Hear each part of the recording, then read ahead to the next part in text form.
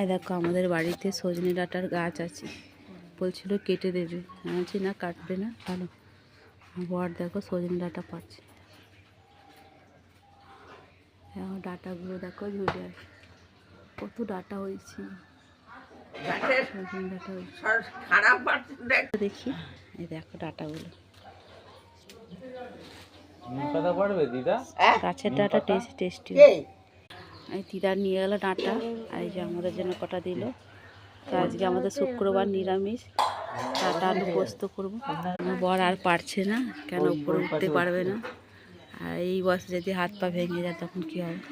গাছে কত ডাঁটা হয়েছে, পেছনে অনেক আছে ডাঁটা, বলো তো ওঠা সম্ভব না।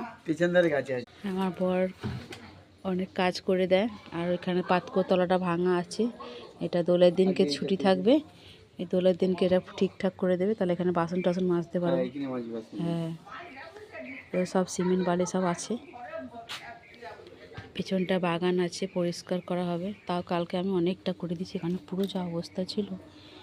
এখানে কাকিমাদের আগে গরু থাকতো, গোয়াল ঘর ছিল এটা। আজকে ডাঁটা পেরে নিচ্ছি, ডাঁটা আলু পোস্ত হবে।